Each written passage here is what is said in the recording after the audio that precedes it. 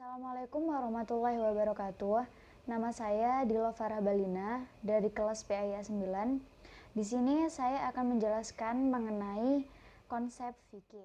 Fikih merupakan bentukan dari fuqaha, yaitu pemahaman yang mendalam. Ilmu fikih adalah salah satu ilmu syariah Islam, hukum atau aturan berbagai kehidupan manusia. Nah, definisi fikih secara istilah mengalami perubahan dari masa ke masa, sehingga tidak ditemukan pengertian fikih secara tunggal. Nah, pada setiap masa itu, pengertian fikih dikemukakan oleh para ahli. Sebagai misal, Abu Hanifah mengemukakan bahwa fikih adalah pengetahuan manusia tentang hak dan kewajibannya. Ada beberapa definisi mengenai fikih menurut ulama usul fikih. Yang pertama, ilmu yang mempunyai tema pokok dengan kaidah dan prinsip tertentu. Nah, definisi ini muncul dikarenakan kajian fikih yang dilakukan oleh fuqaha menggunakan metode-metode tertentu seperti qiyas, ihtisan, istisab, istislah, dan sadus zariyah. Yang kedua, ilmu hukum syariah yang berkaitan dengan perbuatan manusia, baik dalam bentuk perintah, larangan, pilihan, anjuran, melakukan, atau anjuran agar menghindari yang didasarkan pada sumber-sumber syariah, bukan akal dan perasaan. Nah, yang ketiga, ilmu tentang hukum syariah yang berkaitan dengan ibadah dan muamalah, bersifat praktis yang diperoleh dari istidlal dan istinbat dari sumber-sumber syariah, Al-Quran dan hadis. Dan yang keempat, fikih diperoleh melalui dalil yang terperinci, yakni Al-Quran, Al-Sunnah, Qiyas, dan Ijma, melalui proses istidlal, istinbat, atau nazar, analisis. Ulama fikih sendiri mendefinisikan fikih sebagai sekumpulan hukum amaliyah yang akan dikerjakan yang disyariatkan dalam Islam. Fuqaha membaginya menjadi dua pengertian. Yang pertama, memelihara hukum furu', hukum keagamaan yang tidak pokok. Nah, secara mutlak seluruhnya atau sebagiannya. Yang kedua, materi hukum itu sendiri, baik yang bersifat qat'i maupun yang bersifat zani. Selanjutnya saya akan menjelaskan mengenai toharoh. Kata toharoh berasal dari at-toharu, yang secara bahasa artinya kebersihan atau bersuci. Sedangkan menurut istilah, toharoh adalah menyucikan badan, pakaian, dan tempat dari hadas dan najis dengan cara yang telah ditetapkan oleh syariat Islam. Menurut Ibnu Rus, toharoh dibagi menjadi dua, yaitu yang pertama toharoh dari hadas, yaitu membersihkan diri dari hadas kecil ataupun hadas besar. Yang kedua, toharoh dari kubs atau najis, yaitu membersihkan diri, pakaian dari najis dengan air. Nah, pengertian najis menurut bahasa adalah apa saja yang kotor, sedangkan menurut syara berarti kotoran yang mengakibatkan sholat atau ibadah tidak sah, seperti darah dan kencing. Cara membersihkan najis, yang pertama istinja dan istijmar, yang kedua menggosok dan menyiram. Pengertian hadas. Hadas secara etimologi yaitu seseorang yang telah berhadas.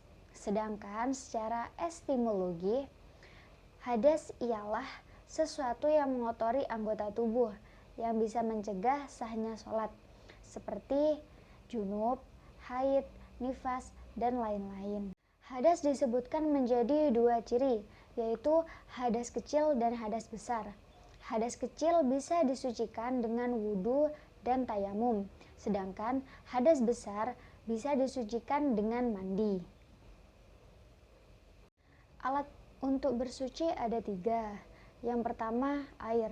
Dasar penggunaan air untuk bersuci dari najis adalah pernyataan Rasulullah, yang artinya air itu tidaklah menyebabkan najisnya sesuatu. kecuali jika berubah rasanya, warnanya, atau baunya. Hadis riwayat Ibnu Majah dan Baihaqi. Pembagian air yang digunakan untuk bersuci ada 4. Yang pertama, air mutlak. Yang kedua, air mustakmal. Yang ketiga, air mustanjih. Yang keempat, air musamas. Nah, ada 7 macam air yang boleh dan sah untuk bersuci. Yang pertama, air hujan. Kedua, air laut. Ketiga, air salju. Keempat, air mata air. Kelima, air sungai. Keenam, air embun. Ketujuh, air sumur. Nah, dan yang kedua adalah debu yang suci.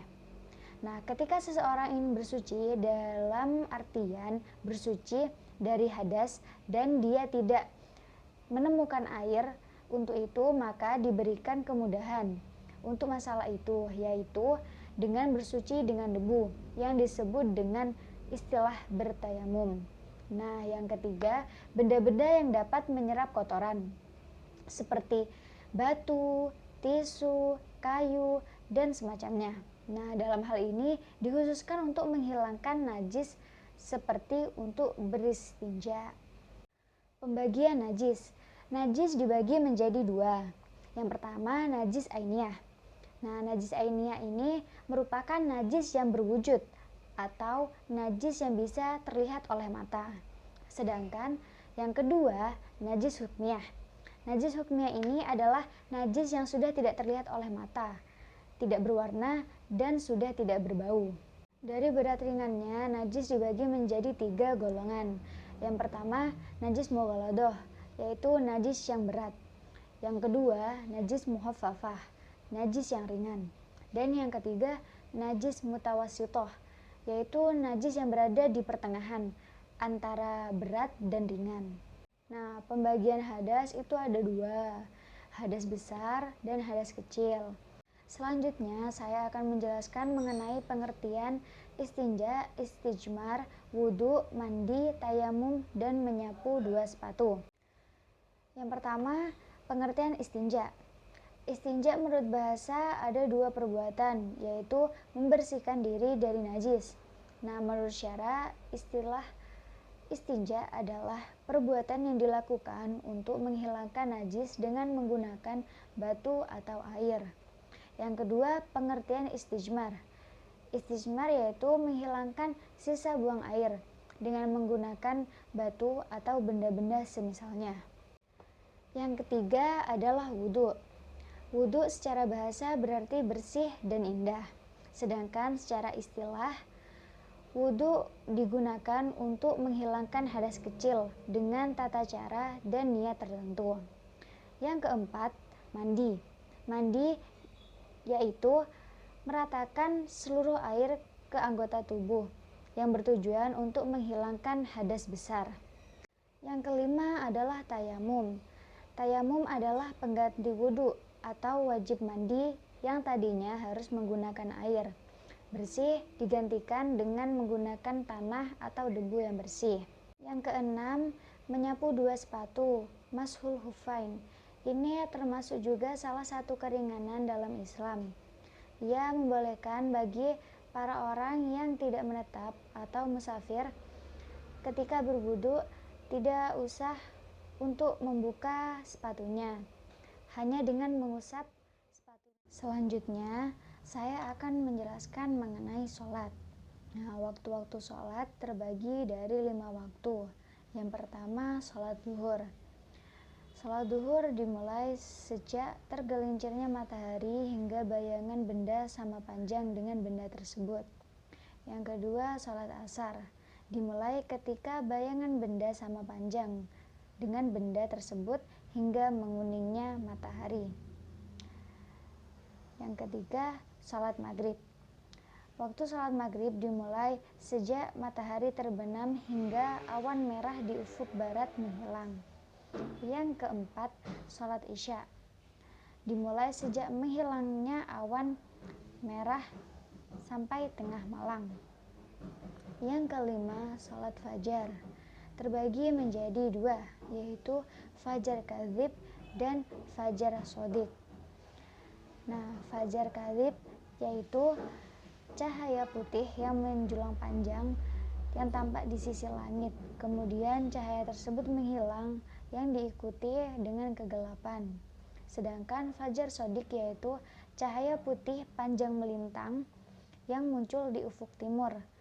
Waktu-waktu yang dilarang sholat adalah setelah sholat subuh hingga terbitnya matahari.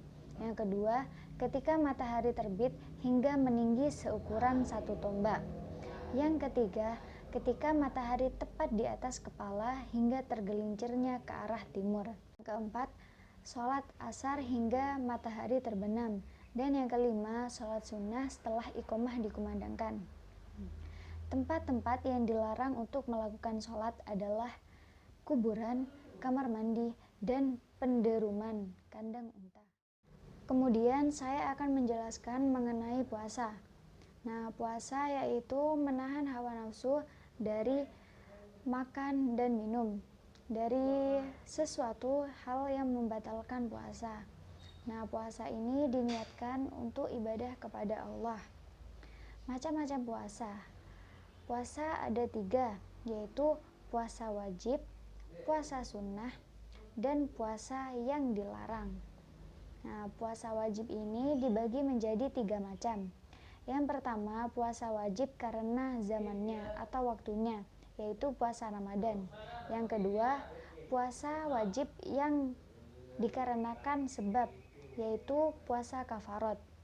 Yang ketiga, puasa yang wajib karena diwajibkan oleh dirinya sendiri, seperti puasa nazar. Nah, yang kedua, puasa sunnah. Macam-macam puasa sunnah antara lain puasa 6 bulan Syawal, puasa 9 hari dari awal bulan Zulhijjah, puasa hari Arafah, puasa di bulan Muharram, puasa Asyura, puasa di bulan Sya'ban, puasa Senin Kamis, puasa Ayyamul Bid, dan puasa Daud. Yang ketiga, puasa yang dilarang. Puasa yang dilarang dibagi menjadi 2, antara lain puasa haram dan puasa makruh. Puasa haram diharamkan berpuasa di hari-hari yang pertama hari raya Idul Fitri dan Idul Adha. Yang kedua hari tasyrik. Yang ketiga hari yang diragukan. Yang keempat menghususkan puasa hari Jumat saja. Yang kelima, seorang istri berpuasa sunnah tanpa izin suaminya. Puasa makruh ada 2, yaitu puasa wisol dan puasa 1 tahun penuh. Selanjutnya saya akan menjelaskan mengenai zakat. Nah, dari pengertiannya sudah jelas bahwa orang yang mengeluarkan sebagian dari hartanya untuk zakat akan dapat menambah kesuburan hartanya dan memperoleh pula keberkahan dan rahmat dari Allah Subhanahu wa taala, serta mendapatkan kesucian diri dari hartanya.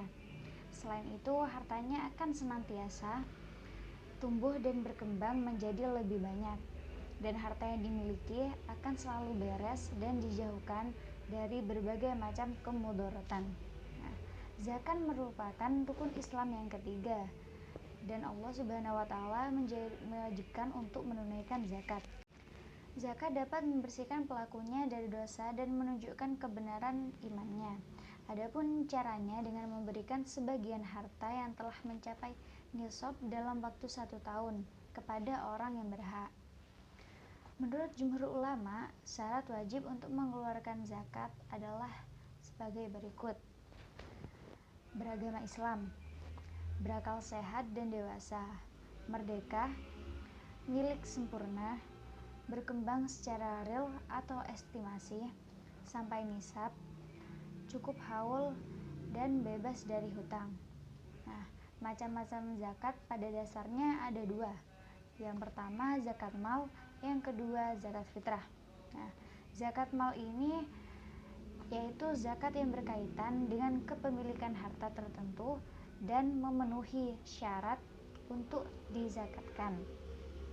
Nah, sedangkan zakat fitrah adalah zakat yang diperintahkan oleh Nabi Muhammad kepada umatnya, yang diwajibkan diberikan di akhir bulan Ramadan sebelum sholat Idul Fitri. Dan yang terakhir, saya akan menjelaskan mengenai haji. Haji berasal dari kata bahasa Arab haji hola, yang berarti datang atau berkunjung. Dalam Islam, maknanya melakukan ibadah haji yaitu datang ke Baitullah dan melakukan ibadah-ibadah tertentu di sana, yang dimulai dari berpakaian ihram, lalu berdiam wukuf di Arafah, dilanjutkan dengan melontar jumrah di Mina, tawaf, kemudian sa'i, dan diakhiri dengan mencukur rambut, tahallul. Selain ibadah haji, umat Islam juga mengerjakan ibadah umroh, yang itu mengerjakan ibadah yang sebagaimana ibadah haji, hanya tanpa wukuf dan melempar jumrah dan bermalam di Mina. Selain ibadah haji, umat Islam juga mengerjakan ibadah umroh, yang pekerjaannya seperti ibadah haji, hanya tidak melakukan wukuf, melempar jumrah, dan bermalam di Mina, sehingga disebut juga haji kecil. Nah, jadi haji dan umrah merupakan sebuah rangkaian ibadah. Syarat wajib haji ada 4. Yang pertama, balik. Anak kecil tidak diwajibkan untuk berhaji. Yang kedua, berakal. Yang ketiga, bisa atau mampu untuk melaksanakan haji. Dan yang keempat, bagi wanita harus meminta izin terlebih dahulu kepada suaminya, dan suaminya harus memperbolehkan ia untuk berhaji. Rukun haji, yang pertama ihram, yang kedua wukuf, yang ketiga tawaf, yang keempat sa'i, yang kelima tahallul, yang keenam tertib. Macam-macam haji merupakan pendapat sebagian besar para ulama. Haji dibagi menjadi 3 macam, yaitu haji tamatu, yaitu haji yang melakukan amalan-amalan umroh terlebih dahulu dan setelah selesai melakukan amalan-amalan haji. Yang kedua, haji ifrad adalah melakukan haji terlebih dahulu dan setelah selesai dari amalan-amalan haji ia melakukan ihram untuk umroh dan melakukan amalan-amalan umroh. Yang ketiga, haji qiron adalah melaksanakan ihram untuk haji dan umroh secara bersamaan. Sekian penjelasan saya mengenai fikih. Kurang lebihnya mohon maaf. Wassalamualaikum warahmatullahi wabarakatuh.